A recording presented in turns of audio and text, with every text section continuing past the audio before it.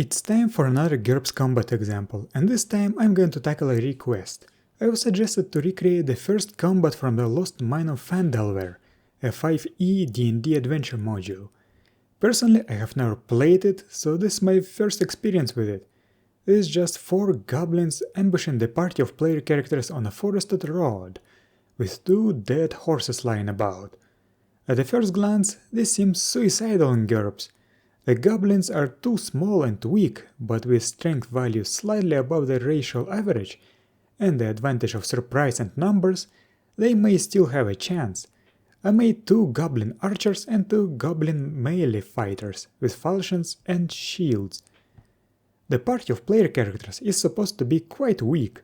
I made a human male fighter with a cheap short sword, shield, and whatever armor a starting character could afford, and that is not much. There is also a dwarf rogue, with a crossbow and a pair of kukris, and a gnome wizard, with only 3 spells: Magic Missile, Fireball 1, and Bigby's Forceful Hand. Since this is a combat example, I went with combat spells, but a real wizard character would probably have some additional utility spells.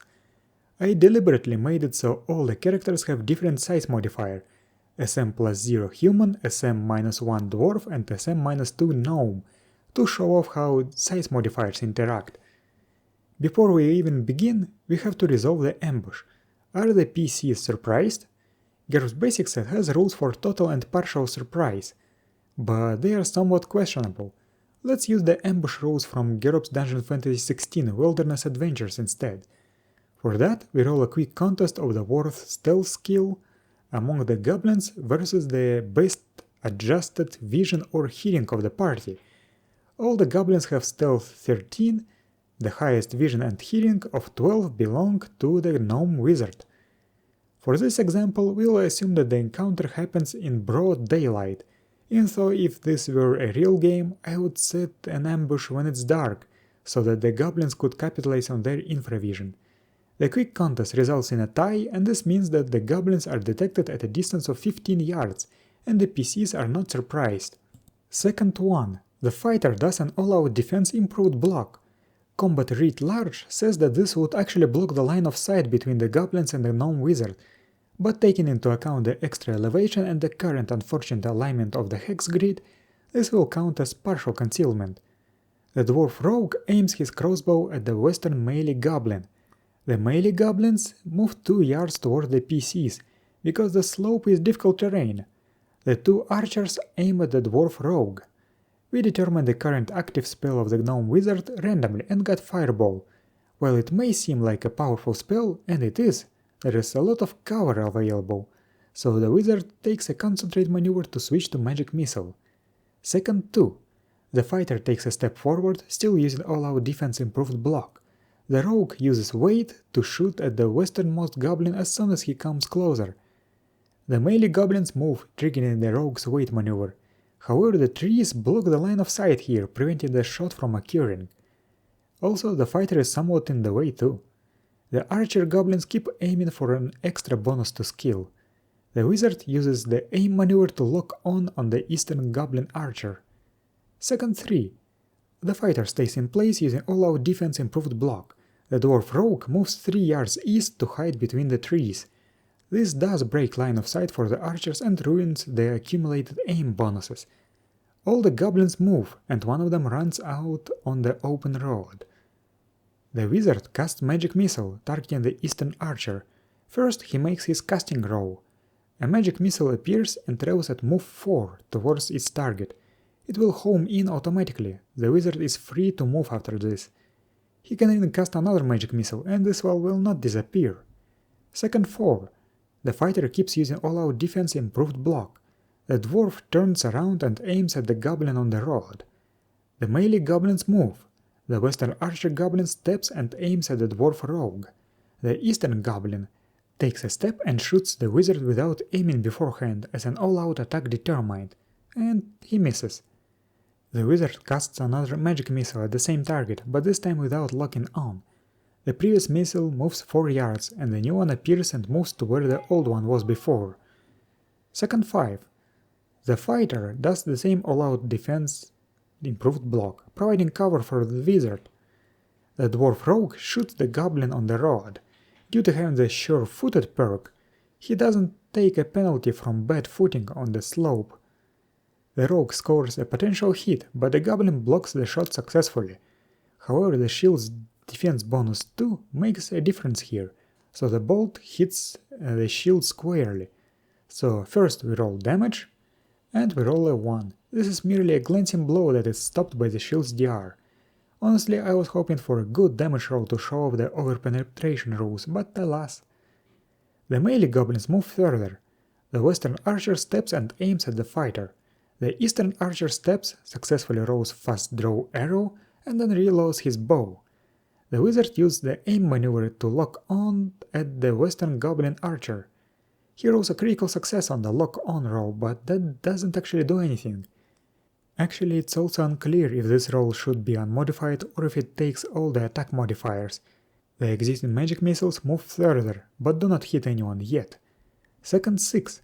The fighter repeats all-out defense improved block. The dwarf rogue fast draws a crossbow bolt and starts reloading. The melee goblins move forward. The western archer takes a step and keeps aiming for an extra bonus to hit. The other goblin archer does an all-out defense improved dodge, because the magic missile is about to hit him, and his placing in the turn sequence allows him to act before it does. He also takes a step. Then one of the missiles finally reaches him, and an attack roll is in order. The missile benefits from its accuracy because of the successful lock-on. The goblin tries to dodge. He barely makes it. All-out defense was a smart move. However, on the next turn he'll have to dodge again. The wizard casts magic missile again, targeting the western archer. He does it successfully. Second 7. The fighter finally does something different and uses the wait maneuver to prepare a stop thrust at the first goblin that gets in range. The rogue steps forward and continues reloading. Here's where the rules get a bit murky. One of the melee goblins takes a step forward, triggering the fighter's stop thrust. However, they both had reach 1 weapons, and the rules say if your weapon has longer reach, you strike first. I guess in this case the attacks are resolved simultaneously. The goblin will swing at the right foot of the fighter, as it's not very well armored, and the goblin benefits from a +2 bonus due to being short. They both land potential hits, so let's roll active defenses.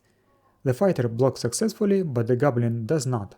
The fighter rolls damage, but without the damage bonus for a stop thrust, as the goblin was moving too slowly for that. The fighter rolls minimal damage, and the hit is fully absorbed by the goblin's leather armor. The other goblin does a move and attack, swinging at the fighter's foot. However, he misses by an inch. The western archer steps off the slope and fires at the fighter's face. He misses. The eastern archer does an all-out defense improved dodge again. The wizard takes a concentrate maneuver to switch to fireball. In the meantime, another magic missile reaches the eastern archer and attacks him. However, this one does not benefit from accuracy. It misses the archer and hits the ground. Second 8. The fighter does an all-out attack double to stab the goblin that he failed to injure before twice. This risky option was chosen because that goblin right now is suffering penalties for cumulative defenses, and so his block is at -5 right now. Only one attack is successful, unfortunately for the fighter. The goblin has -5 to block, cannot parry due to his falchion being unbalanced, so he decides to dodge without retreating. He does dodge, but the attack hits the shield squarely. The shield has DR2 and only 5 HP due to being a size modifier -2 object. It's a homogeneous object, so it receives half injury from impaling attacks, thus it takes only 1 point of injury, the shield, not the goblin. The dwarf rogue finished reloading and takes a step forward. Now one of the goblins does a telegraphic attack, swinging at the fighter's face. He misses. Should have gone for an all-out attack determined. The other goblin does a telegraphic swing at the fighter's foot, while taking a step to attack from the side.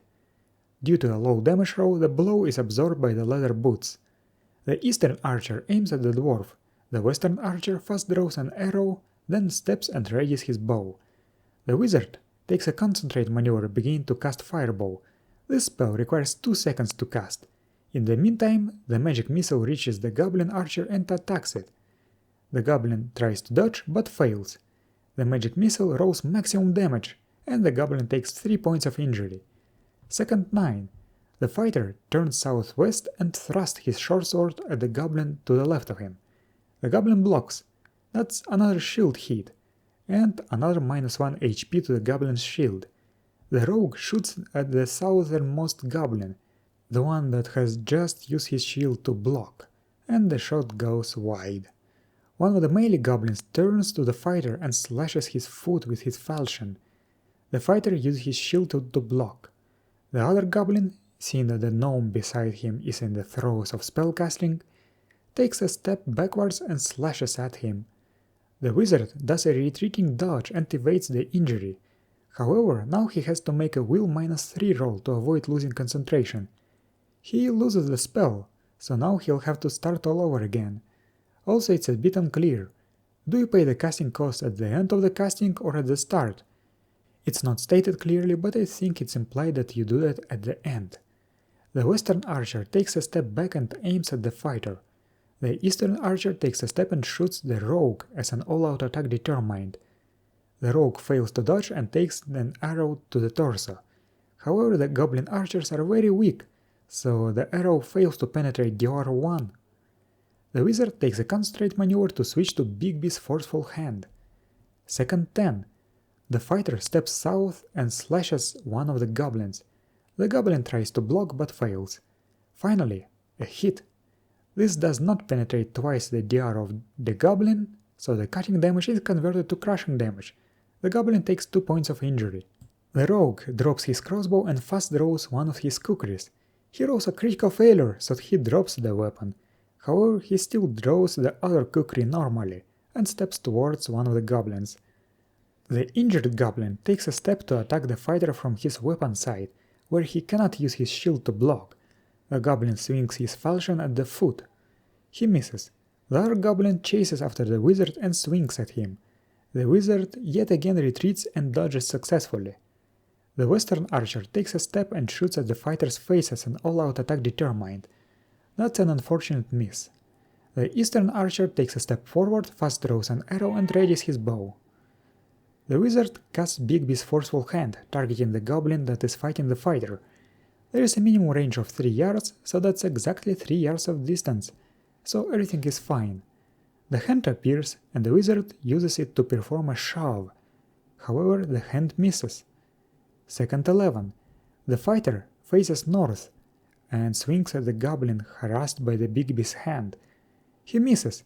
Technically speaking, there is a chance he may hit the force hand, but he can't harm it even on the maximum damage roll, so we'll ignore it. The rogue enters close combat with the other goblin and tries to make a one-handed grapple targeting the torso. You should not forget that this time the size modifier difference is a bonus, not a penalty. The goblin tries to block, because you can block a close combat attack in this case, because the goblin blocks it as the dwarf enters close combat, and he blocks it successfully. The goblin that is fighting the fighter evaluates the fighter. The other goblin just takes a step back and swings at the dwarf weapon hand. He misses. The western archer takes a step forward, fast draws an arrow, and readies his bow. The eastern archer aims at the dwarf rogue. The wizard takes a step back into the cover of the trees, and orders Bigby's forceful hand to perform another shove. Now, since the hand started its turn in close combat, the goblin can't actually block it, and parries also are heavily penalized. Thus, he'll try to dodge. The shield still provides its defense bonus, so this shove hits the shield squarely. This means that it actually works normally, because knockback is applied normally when such an attack hits the shield. Bigby's forceful hand shove counts as a two-handed shove with strength 12. The hand rolls 5 damage, which is then doubled to 10. This deals no injury but only knocks the goblin back. The goblin's strength is 7 and the attack knocks the target back 1 yard per full multiple of strength -2. This means that this shove moves the goblin 2 yards back. Then the goblin must roll against dexterity at -1 for the extra yard of knockback to remain standing, and he falls. Second 12. The fighter does an all-out attack double against the fallen goblin. In this case, he is allowed to move up to half of his move, so he does that. The first attack will be a thrust, and the second will be a swing. Only the second attack lands. The Goblin will try to block despite being on the ground, and he actually manages to defend himself, surprisingly. The Rogue yet again steps into close combat and goes for an one-handed grab. The Goblin blocks it successfully. The fallen Goblin does not get up, but swings his sword at the fighter's foot as a telegraphic attack with an all-out attack strong. He hits. The boots provide DR2, so now this is a crushing attack, not a cutting one, and it only deals 1 point of injury. In hindsight, that wasn't a very smart move on the Goblin's part. The other Goblin steps back and evaluates the Rogue. The Western Archer steps and aims at the fighter. The Eastern Archer steps forward and does an all-out attack determined against the Dwarf Rogue. The attack hits and even penetrates armor. I roll 1d to see if it hits the vitals, and it actually does. Thus, 1 point of penetrating damage is transformed into 3 points of injury. This requires a knockdown roll from the Rogue. He falls, drops his kukri, and is stunned. The Wizard concentrates to redirect Bigby's forceful hand to the Western Archer. The hand moves at move 4, so it just makes it into close combat and does a show-off as a move and attack, but misses. Second 13. The fighter steps into the Goblin's hex and delivers an all-out attack strong telegraphic stab. While the short sword is a reach 1 weapon, we thought that standing over a fallen size modifier -2 opponent would allow an unpenalized attack. The attack hits and the fighter rolls good damage. This attack deals 10 injury, and even though it doesn't hit the vitals, it's still a very severe wound. The Goblin immediately rolls against HT to avoid knockdown. He fails, now he's stunned, weaponless, prone and reeling. The Rogue rolls against HT to recover from stun, but fails. Now the Goblin rolls against HT to recover from stun. He does recover successfully, but he still can't act and is at -4 to active defenses until the next turn. The other Goblin does a telegraphic all-out attack double at the Rogue's neck. The first attack misses the neck but hits the torso instead. Defense is still possible here, even if unlikely. The attack does penetrate DR and deals 1 point of injury. The second attack actually hits the neck. The Goblin rolls maximum damage and the neck is not protected by any DR. The neck also has an increased wounding multiplier for cutting attacks, so 5 cutting damage is transformed into 10 points of injury. Even though the dwarf is stunned, another knockdown check is required, as there is a chance of him losing consciousness on a badly failed roll. It doesn't happen. The Western Archer takes a step to get out of close combat with Bigby's hand and fires at the fighter's face. He misses. The other archer takes a step, fast draws an arrow and readies his bow. On the Wizard's turn, the hand automatically follows the designated Goblin Archer. The Wizard orders another shove. It hits and the Goblin fails to dodge. The hand rolls 3 damage that are doubled to 6 for the purpose of knockback.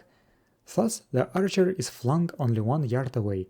This still requires a dexterity roll to remain standing, and the Goblin passes it. Second 14. The fighter turns around and runs 4 yards towards the surviving melee Goblin. The Rogue rolls against HT to recover from stun. He does so successfully, but he's still basically out of combat. The fallen Goblin rolls against HT to remain conscious, but fails. The other Goblin turns to face the fighter and evaluates him. The Western Archer fast draws an arrow and readies his bow. The Eastern Archer aims at the fighter and takes a step. The Wizard takes a concentrate maneuver to switch to Magic Missile. This dispels the forceful hand. Second 15. The fighter does a move and attack to attack the Goblin from the side, and also to turn him away from the Wizard. He misses. The Rogue will try throwing the Kukri. Kukri is not a throwable weapon, so we'll be using the throwing the unthrowable rules from GURPS Low-Tech Companion 2. First, however, he has to roll against HT to avoid passing out. He fails and passes out, so no fun rules to try out this time. The melee Goblin will turn around, step and attack the fighter from the side, targeting his foot. The fighter tries to block. He actually fails and takes the hit. However, the Goblin fails to penetrate the boot.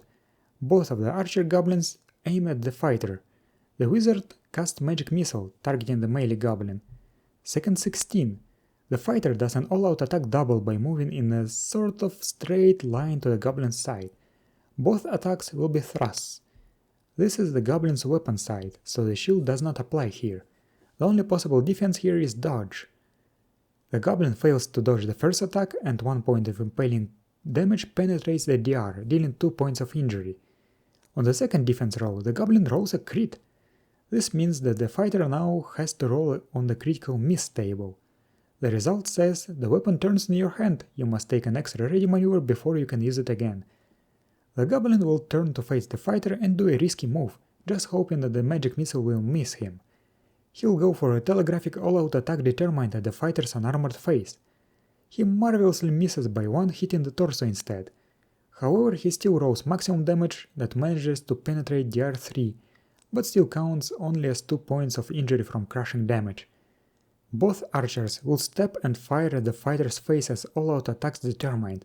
The Eastern Archer suffers a higher range penalty, but this penalty is negated by an extra turn of aiming.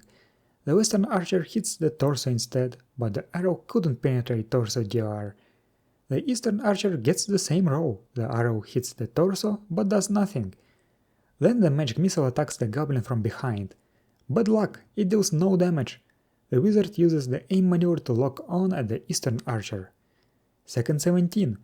The fighter turns around and does a telegraphic all-out attack strong with his shield. That's a critical hit. We roll on a critical hit table and get a 6, the blow deals maximum normal damage, and that's 8 crushing, which becomes 6 points of injury. This is a major wound and a yard of knockback. The Goblin falls and is knocked down. At this point the archers would flee as they cannot really do anything, and I declare the fight over. The PCs won. What can I say, I deliberately gave the Goblins combat skills at decent levels, just so that they would have a chance.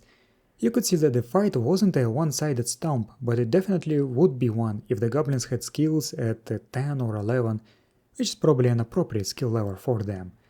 Bad luck also was a factor here, as many moves that should have ended the combat didn't, due to unlucky rolls. Also, the archers probably should have been slingers. They would deal more damage that way. Regardless of that, I managed to show off combat between varied groups of characters. Spellcasting using my wizardry system, rules for size differences, ambushes and some other stuff. I hope that was entertaining. Thank you for watching and I will see you next time.